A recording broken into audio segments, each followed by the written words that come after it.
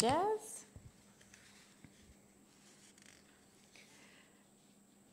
Good to see you all. I enjoyed reading the comments on Slack this week. Put up a couple of questions and about what success looks like for MCC and the difference between the body of Christ and a Christian social club. And we've got some thoughtful people in our congregation. So, Kevin and Susie, Shane, Jack and Jacob all had some interesting things to say. So, invasive weeds. We're still on our rewilding theme. What does it mean for the church to be rewilded? What does it mean to get out of the way and pay attention to what's emerging and just let things grow rather than trying to plan things into being? This is might be a bit hard to see. This is a small bottle brush tree. It's across the road from us. It's growing on a rather overgrown nature strip that borders an old farm dam. We call it the lake, but it's really a dam. I don't know when this bottle brush tree grew there because it wasn't there a few years ago. I know that for sure, but it's almost as tall as me, so I guess it's been there a while. I clearly wasn't paying attention to what's emerging. I noticed it for the first time a few weeks ago when I was out for an early morning walk with Drew and Turner, our dog. Some of you have met Turner. Some of you have met Drew. Drew and Turner wanted to go for a long walk, but I wanted to go for a short walk, and so we parted company at the top of the street, and I walked back down the hill towards home, and they continued on up the road.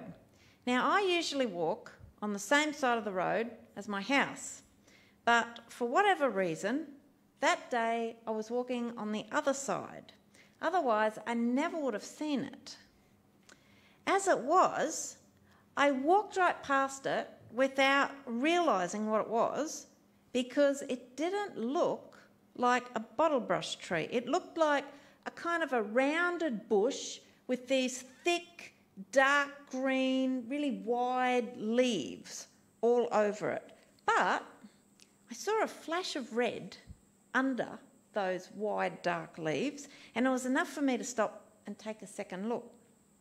And I realised that under the wide, dark leaves, there was a bottle brush tree with just a few flowers on it, and it was struggling to stand upright under this mass of thick vines that had grown over the top of it.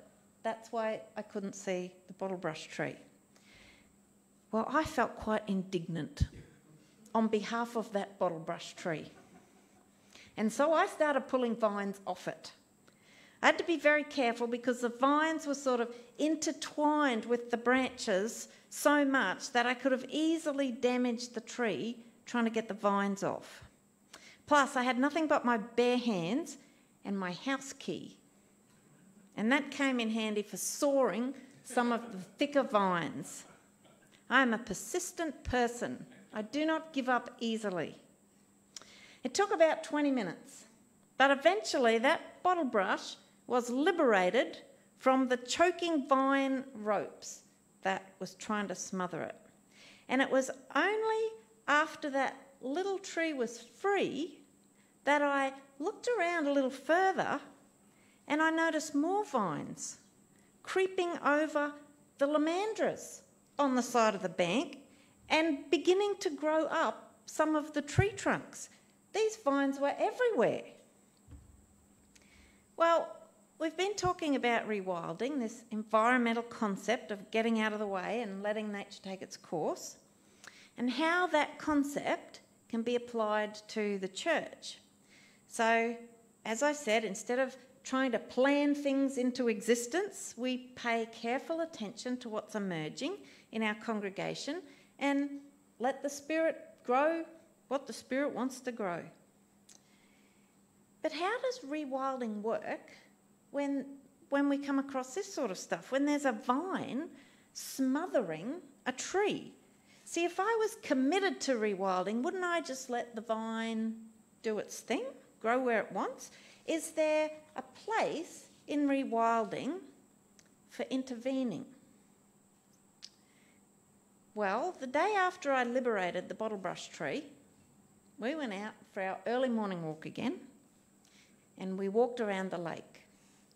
And this time I paid much closer attention to what was happening around the lake, because I knew that there were lots of vines growing, but I had no idea how prolific these vines had become. They were everywhere. They were edging across the paths. They were growing up the neighbours' fences. They had grown up the trunks of trees all the way to the top, to the crown of the tree. They'd covered the crown of the tree. Somehow they'd managed to get from the crown of one tree to the crown of the next tree. Some of them, 4 or 5 trees, were covered in this vine. And some trees, I noticed, were so smothered by this vine that they were starting to die. These insidious vines were killing the trees around my lake. And I don't think that's rewilding. I think that's allowing an invasive pest to destroy the biodiversity of the lake reserve. What the vines were doing was destroying life instead of being in harmony with it. They were killing diversity instead of letting diversity thrive. And there's debate in the environmental world over what's a weed, what's an invasive species, and what isn't. And I guess that also applies to our church. What's an invasive species and what isn't? So Steve Eisthorpe, the author of Rewilding the Church, he has a whole chapter on culling invasive species. And he wants to make it clear in the very first paragraph that invasive species are never people. We're not talking about culling people here, getting rid of people. People are valuable, people matter. Even the people that we find really annoying, they matter as well.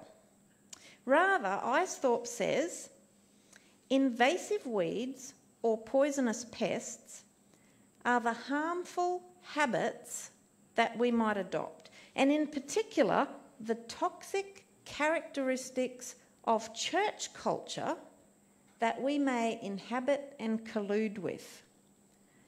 Harmful habits that we adopt, toxic characteristics of church culture that we might collude with.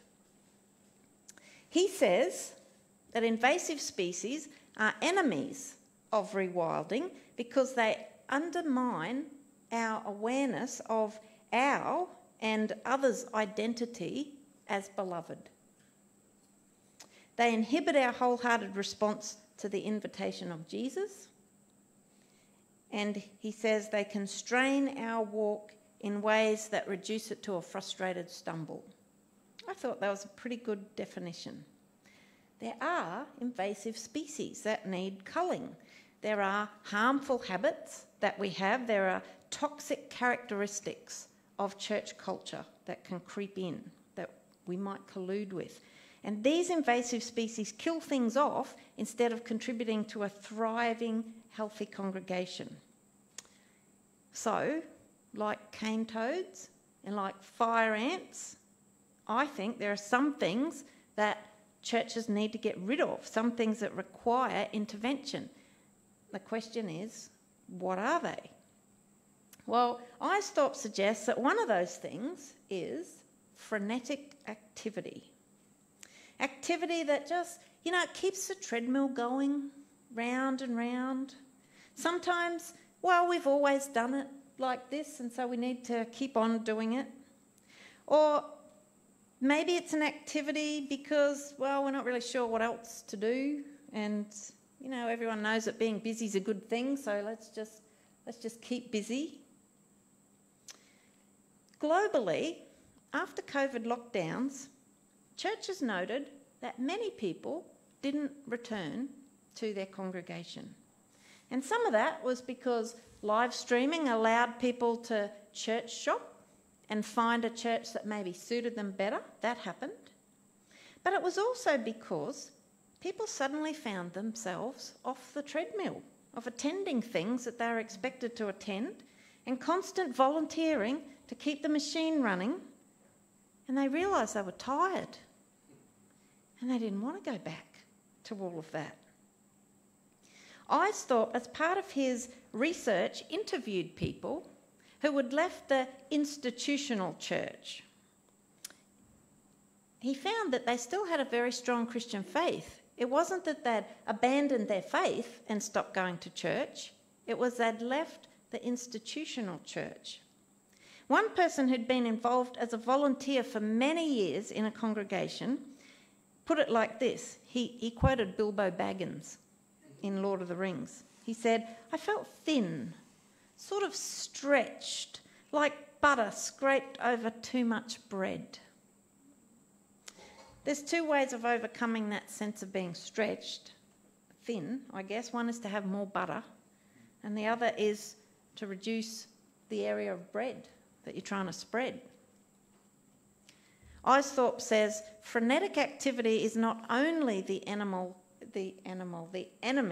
not only the enemy of personal thriving, it also leads to organisational cultures in which joy is suffocated and innovation is inhibited.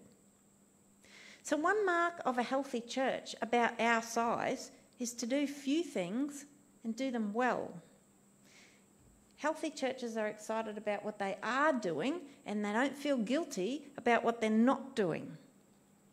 Eisthorpe talks about planned neglect, deliberately choosing which things we're going to leave undone, which areas of ministry we won't venture into, which projects we say no to because we have a limited amount of butter. There's only so many slices of bread that we can cover. We don't want people feeling stretched thin because they're just doing too much. That means that we have to be careful as a church not to take on more than we've got room, than we are able to, with room to spare. And this is particularly so with a church that's mostly volunteer-led and run, which is this church here. I hope that MCC can be a place where people find satisfaction and contentment in volunteering, not a place where people's arms are twisted into volunteering by the shoulds. You know those shoulds, right? You should be more committed. You should give more. You should sign up for this activity. Because when volunteering is motivated by guilt instead of a genuine desire to be part of something, it leads to resentment. And resentment leads to blaming or judging others or feeling like a martyr. And none of those things we want in a healthy, thriving congregation. So if you are starting to feel resentment about how much you're doing, then stop and pay attention to that feeling. You know, resentment is a really helpful emotion. We try to suppress it, we try to get rid of it, we feel guilty about feeling it, but the emotion of resentment is one that needs to be listened to because it's telling you something very important. It's saying something needs to change here. And so I say, with great fear and trepidation, you have no idea, that if you are feeling resentful about the volunteer work you're doing, you should probably stop doing it. You should pull over and check your interior Google map and see how it is that you somehow got lost and off the track and how you can get back on track again. And if you're feeling like a martyr, if you secretly say to yourself, I'm just getting sick of doing all the work and nobody else is doing anything. If you're finding that you're beginning to resent others or judge others because they're not pulling their weight like you are, it's time to take a break and reevaluate what you're doing and why. Having said all of that, we're looking for and welcome new volunteers. We know it increases our sense of belonging. It helps us form social connections. It develops new skills. Am I right, Tani? Just check the PowerPoint out next week. If it's not mired in the shoulds, volunteering is a really helpful thing for mental health. So, frenetic activity that's just about keeping the treadmill running, can be a harmful habit. It can be a toxic characteristic of church culture. Remember, frenetic activity is not only the enemy. I did it again. What's Freudian slip? Not only the enemy of personal thriving, it also leads to organisational cultures in which joy is suffocated and innovation is inhibited. And we do not want that. So, that's one invasive species. I reflect over the years that I've been involved in churches, in Christian organisations, and I think there's another invasive species that seeds often lie dormant just under the surface of a seemingly healthy church, and they suddenly burst into bloom and scatter seeds, even more seeds on the wind, until it's everywhere. It's the invasive species of mishandled conflict. Few people enjoy conflict. There are some who do, but most of us don't. Most people want to be nice. They want people to be nice to them. Most people want to get along with each other without too much conflict. There are knowing looks at the moment flying around the congregation. I can see them. Some of us flee at the first whiff of any conflict.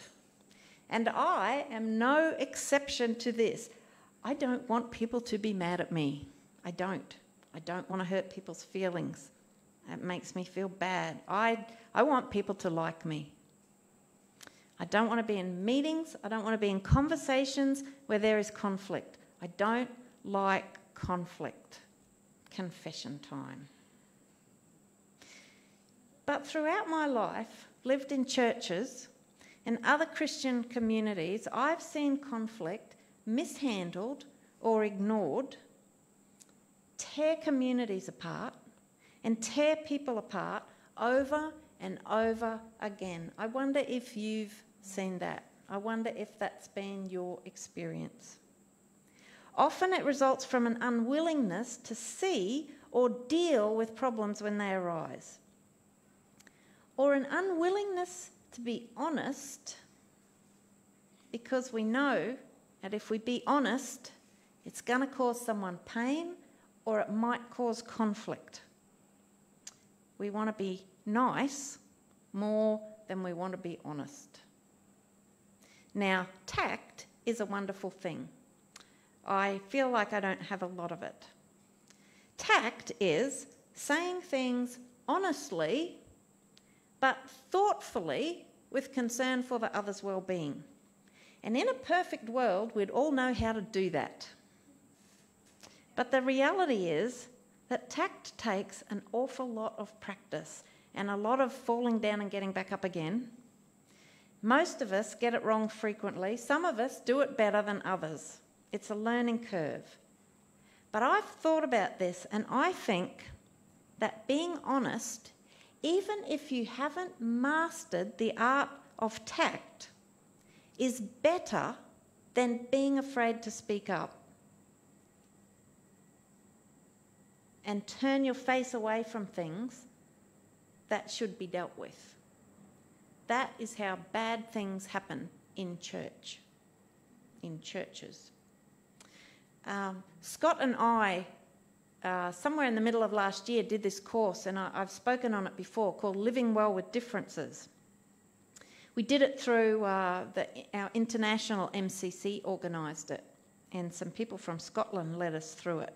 The leaders talked about the value of having some discussion as a congregation about how a diverse congregation full of flawed but lovable people can talk together, work together, seek to understand each other, and come to love one another even more.